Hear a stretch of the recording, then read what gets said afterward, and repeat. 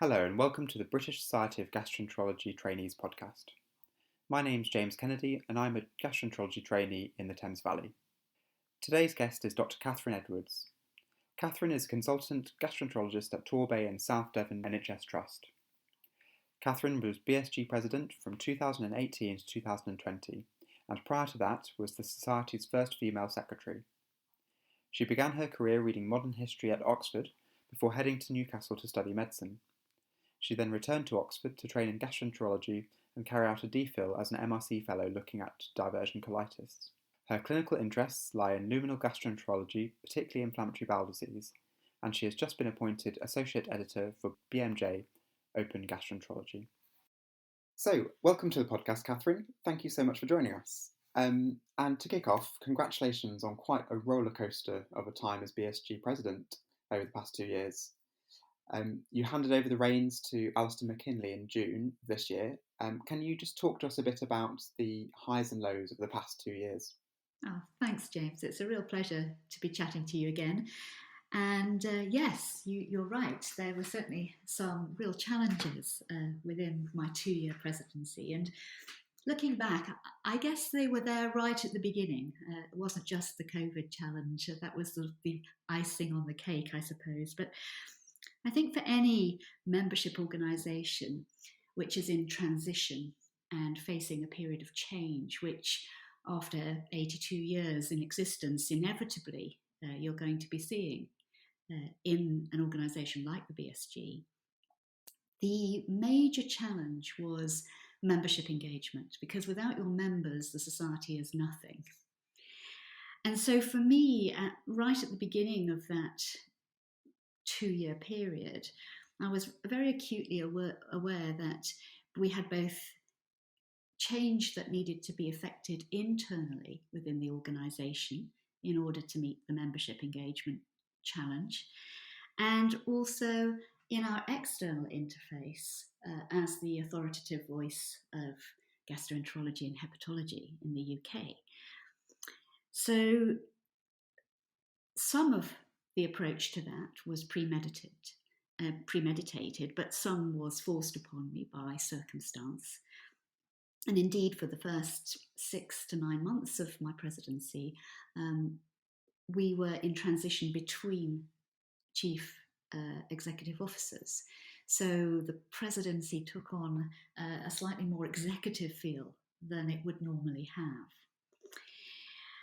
So those challenges effectively become your highlights. You can't have one without the other, really, I don't think. And I think what started out as a necessary programme of change internally in terms of governance, finance, the staffing of the office, and a real IT revolution for the BSG came to be some of the highlights and successes then that allowed us to internally take on the challenge of delivering ongoing membership engagement and membership service during the COVID pandemic.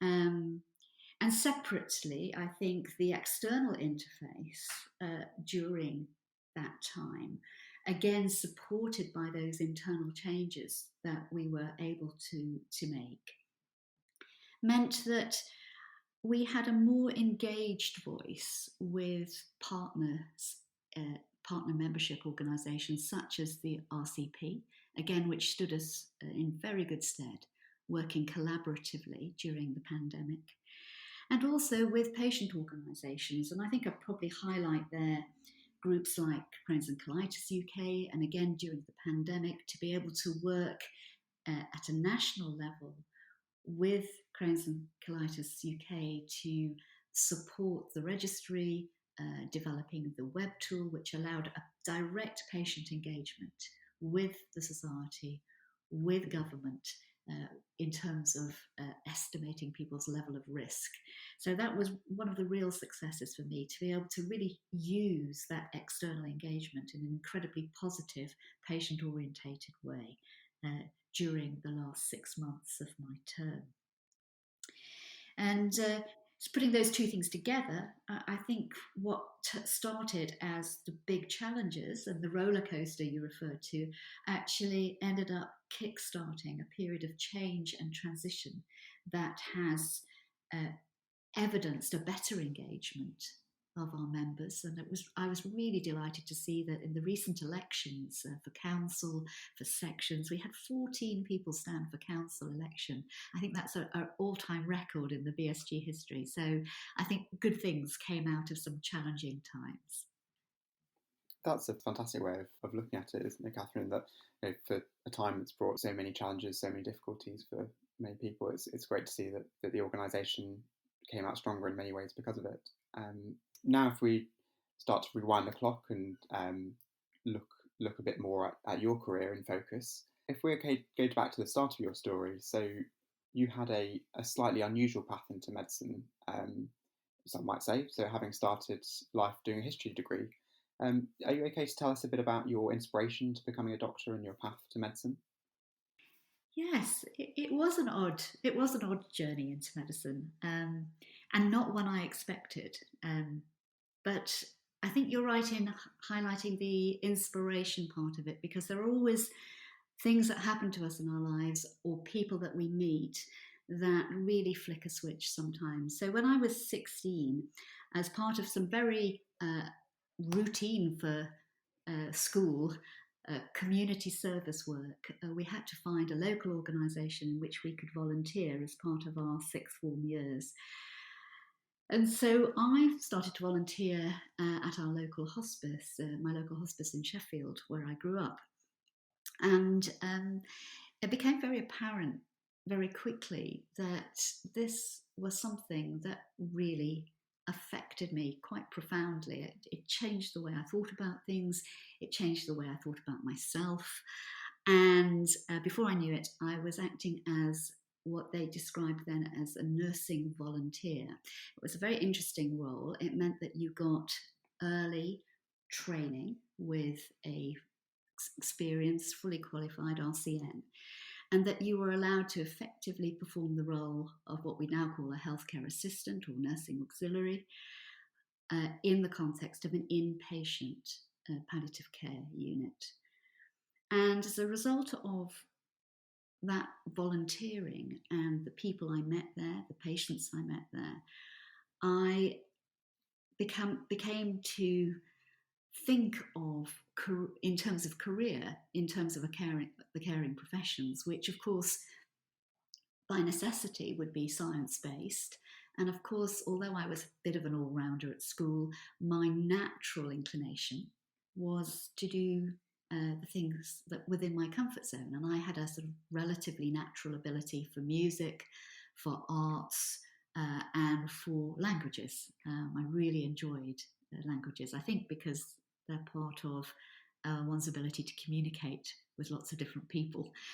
So I did French, German, I did a little bit of Russian at school, I did history A-level, and I was effectively a musician. That's what I did in my spare time. I played the piano. I had, my voice was classically trained, believe it or not. I used to sing soprano in various sort of performance sort of situations, and I also played the violin very badly, and I did a bit of conducting of the youth orchestra. So I was very heavily into sort of a non-science world until I started to go to the library in the hospice and read lots of oncology books and lots of books about bereavement and dying and the importance of those last journeys and the interactions that come out of them. Wow, that's quite an inspiration. So that then led you to switch tack kind of after you studied history. Was that right? Yes, that's right. I think looking back, it's interesting to try and understand why, having had that experience at between 16 and 18, you then persist in your wish to go and read arts. And I think it's because it's partly to do with comfort zone. It's partly because I had a place at Oxford to read history. And of course, the first term at Oxford in history, you have to offer 2 languages. So it all seemed pretty perfect for me. I was going to be able to use all the things I liked all at once. And that's very, very tempting. And I think at 18, that would have been incredibly difficult to turn down, to have said, no, thank you, but no, thank you. I'm going to go and do medicine. But I think I probably did have it in my mind at that point that maybe I would do the medicine afterwards. And as I progressed through my terms at Oxford, I made a sort of final decision at the end of my second year that I would start preparing myself to move straight on and do medicine as a second degree. Which was a bit of a long haul, and there were times in it that I thought, have I made the right decision here? It's simply the sort of 9 years at university became quite a challenge psychologically, but I don't regret it at all. Brilliant. And I some of the best doctors I know that I've met along my kind of very short journey so far are people who've done medicine as a second degree, or who've come from a healthcare background, maybe as a nurse or a healthcare assistant before becoming a doctor. How much do you think that prior experience is important, is necessary in terms of becoming a good clinician? So I think that's a really good question, James. For me, I know that the experiences I had dealing with bereaved relatives, talking to patients who were dying, learning how to make a patient comfortable in their bed, or just to make them feel comfortable in conversation with you, learning to use silence to not be scared of the more difficult conversations that we need to have with patients. All of that, I feel, I learnt in those early days in the hospice, and I am forever grateful for the skill of the people I worked with and their generosity in teaching me. Far from trying to keep me out, I was welcomed very much as part of the team, and the training was it was light touch, but it was well thought out. It addressed my insecurities and my concerns, and it allowed me to function at the best possible level I could, even though I was at a very, very junior stage of my career. And I've brought that with me through my career, and I still think about things that were said to me then, even now when I'm talking to patients in clinic, whether that's in the context of bad news or whether it's the context of a chronic disease clinic, or acutely, on the medical take. I think it's hard to exclude the possibility in your career that a lot of the skills you need in medicine, or rather, it's hard to deny that a lot of the skills we use in medicine aren't pertinent to medicine per se. They're life skills.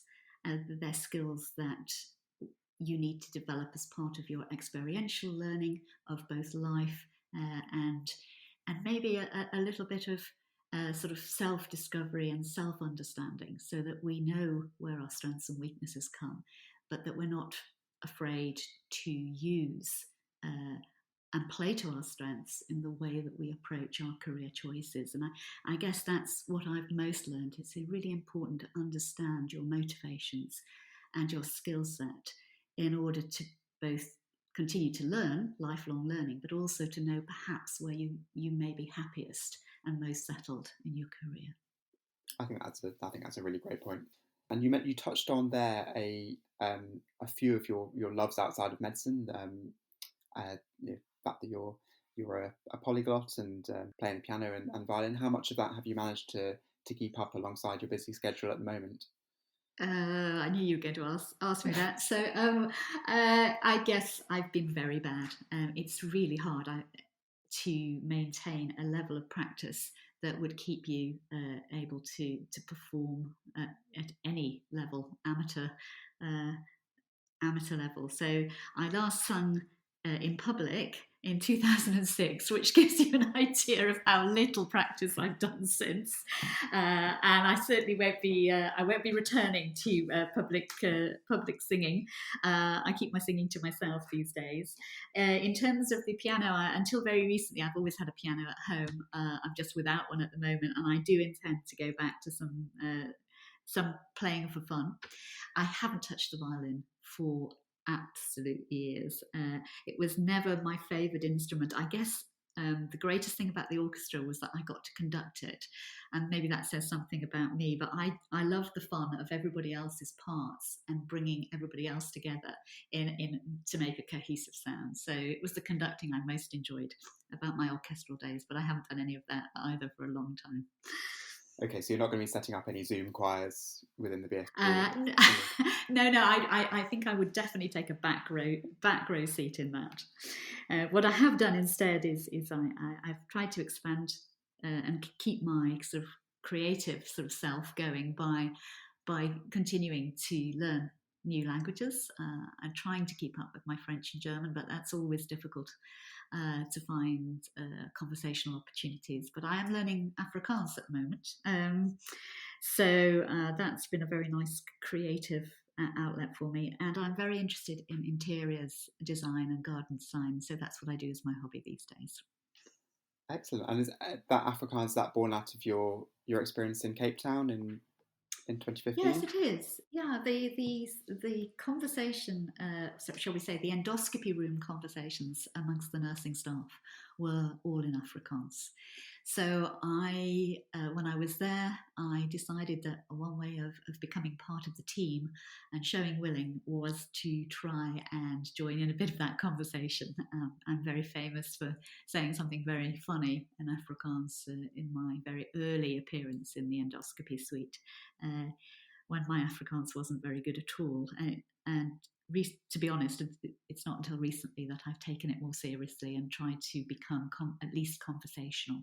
But it was a very good icebreaker. I think when you're visiting as a visiting lecturer in somebody else's department and you're seen very much as someone that's coming to do a training role for them, it's very hard just to walk in on day one and start unpicking the interpersonal dynamics of that endoscopy unit and getting straight in there with a training offering without understanding how that unit ticks.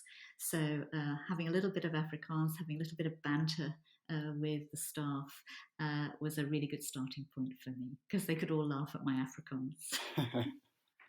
And so again, kind of, if we turn back the clock a little bit, what attracted you to pursuing a career in gastroenterology, would you say?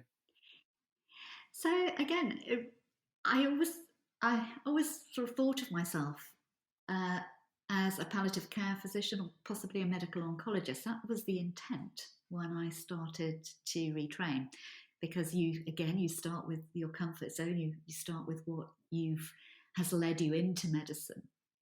But gastroenterology, it all comes back to role models and being inspired and also having fun. And I had a lot of fun being the F2, or as it was then SHO, on the gastro unit in Oxford. I really enjoyed the combination of skills that I learnt there. We were given a lot of responsibility for running the ward. And we had a really good insight into the two sides of the specialty, both the hepatology and the luminal work. And I suddenly became quite attracted to the fact that I would have a craft specialty. I'd have an additional skill beyond my clinical communication, diagnostic, and academic skills. I'd actually have a physical skill, a trade, if you like. And that became quite important to me over time. Although it wasn't the motivator that made me choose it in the end. I think in the end it was working with the IBD population group. Oxford was very strong in IBD. My then mentor, my academic mentor, Professor Derek Jewell, who was head of department, was an IBD, world-renowned IBD specialist. And I really admired the way in which he combined a hugely successful academic career in his case with a sort of clinician scientist role, and that combination of taking best science and best evidence and applying it for the benefit of patients in terms of the clinic. So I had great fun as part of that team, and because of that, when a number became available, it was a very easy decision to apply for the job. Oh, sounds like it. And another thing that you're really passionate about is mentorship, and that's come through your time with the BSG. Who would you single out, either during that, your formative years as a doctor, early career years, or more latterly as a mentor who's most inspired you? That's a really difficult question, because I've been very fortunate in my personal and professional life to have had informal mentors whom I probably didn't recognise as mentors at the time. Such was the informality. I've also been fortunate that at times more latterly, when I've approached a transition point in my career, I have used professional coaches and mentors to support that transition period. And again, I think there's the message here for me is that it's the transition points that are most important in one's career, and that's very applicable to the trainee group. You transition from medical student into early professional years, and then from generalist training into specialist training, and then from training into early consultancy, and so it goes on. So there are always these key transition points, and that's where I think mentorship and coaching can be most helpful. For me, if I were to pick a single person who has given me inspiration, it was actually somebody I met when I was working at the John Ratcliffe as a junior doctor. She was an incredible woman. She wasn't a doctor. She was someone who single-handedly set up the bereavement counselling service at the John Ratcliffe Hospital and headed up the bereavement service there in the end, at the end of her career. She was an inspirational woman and still alive, and we're still friends, which is even more wonderful, although she's quite frail and not in terribly good health now. But she taught me the value of listening and the value that true empathy brings to the professional consultation. And she still remains somebody I most look up to in terms of that particular skill, which I think is key to having a rewarding and successful career in medicine, let alone in gastroenterology itself. Brilliant. And you've tried to pass on your understanding of the importance of mentorship with SWIG, haven't you, with the Supporting Women in Gastroenterology programme? Yeah. So the original network, Supporting Women in Gastroenterology, which was a network for men and women, I must stress, came from a slightly different inspiration viewpoint. It was really a very open questioning of why gastroenterology appeared to be lagging behind in the gender gap, shall we say, and historically always quite a surgical specialty. Female numbers were very much more akin to surgery, specialist surgery, and interventionalist specialties than it was to the numbers of women who A, were going to medical school, or B, were in specialties such as radiology, palliative care, and general medicine itself. And I felt that just deserved an airing, just a questioning about why that was the case. So, in fact, this started more as a general survey of the trainee cohorts, asking them what they thought about the specialty, what had attracted them into the specialty. And we published that survey, I think, a few years ago now. But some of the responses that came out from both men and women in that survey was the value of having a role model, the value of having a mentor early on in your career. So in fact, it was the other way around. It was me looking to the trainees for inspiration and trying to find out from them what mattered now in those training years, because we all think we form an opinion about what matters, but it's important that you actually ask the question. So that's how that started, and we did trial it as part of the network because we also knew that women particularly find it difficult to access mentorship. So we had a perfect opportunity to pilot in female mentees using male and female mentors, but the mentee group was exclusively female in the pilot, with the intention that if we could demonstrate benefit in that group, we would then roll out to the wider society, which we did in 2018. And I think it's been a very good process for the BSG because it recognised the importance of these transition phases. It recognised that it's across your career, this idea of having some form of formal support in career development was incredibly important for us all, no matter our seniority. And I would identify, in fact, people in the later phase of their career now as people who need that support to transition into either full retirement or to the retire and return category, because that can be a very difficult transition for people as well. And you touched on the gender gap within gastroenterology there, and I mean, it's only 5-6 years ago that it was still 39% of gastroenterology trainees were female. Have you personally felt that's been something that we're on the way to overcoming? So I would have to say that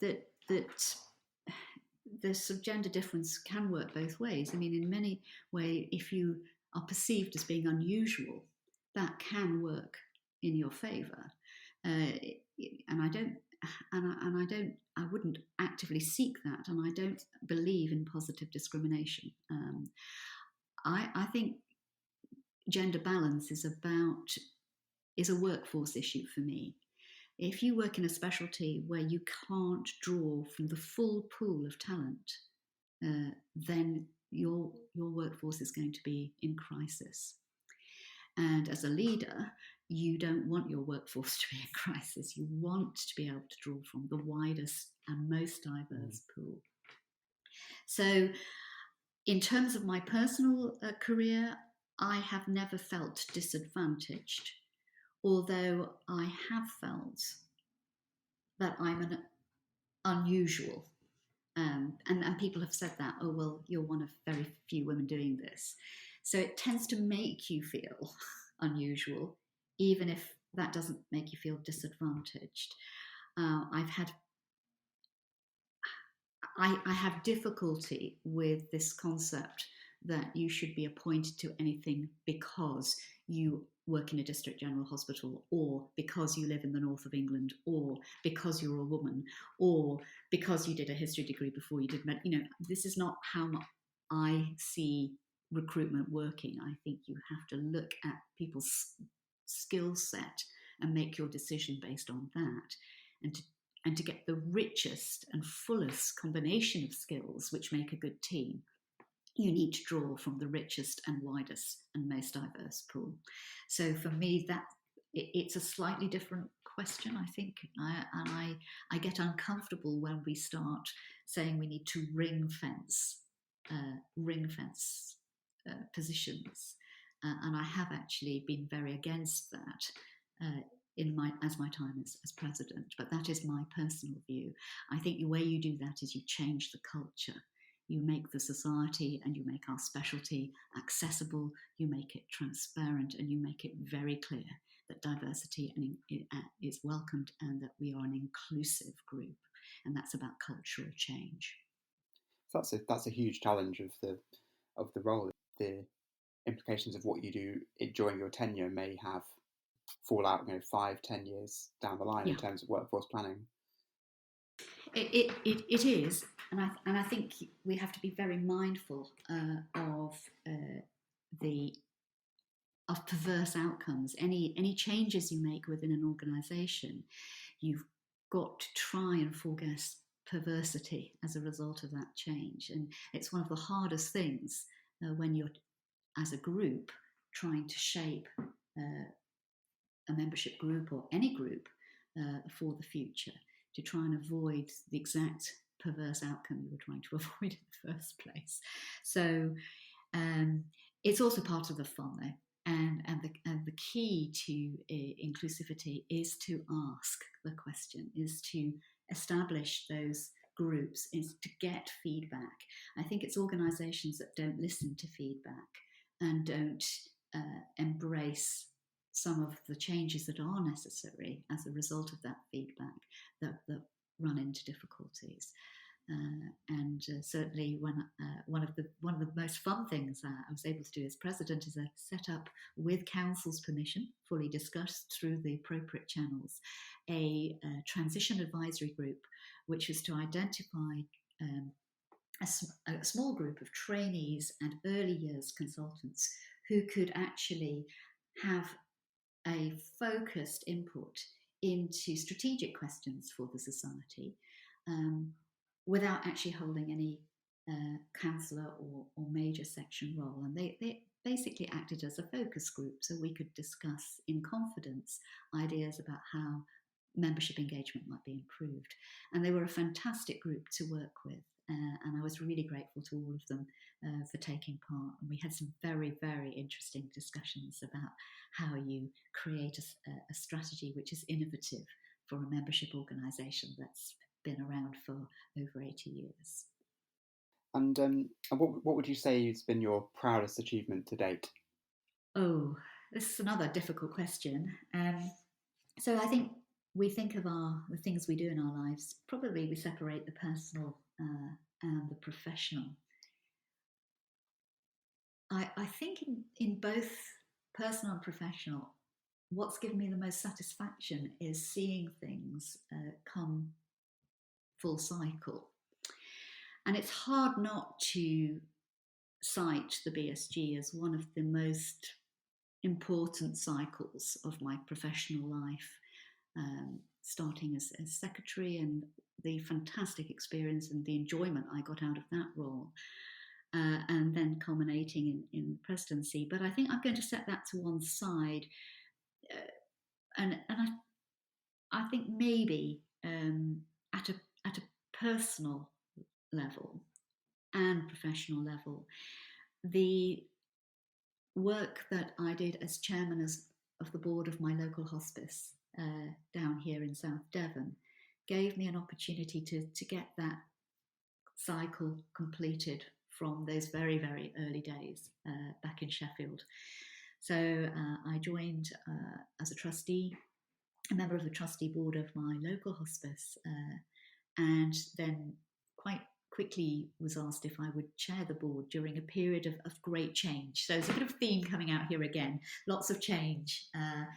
And I, A, thoroughly enjoyed it, but B, there was a real sense of, as if I was completing that loop, that is almost like completing the audit cycle, isn't it? You've tasted the world of palliative care from one angle.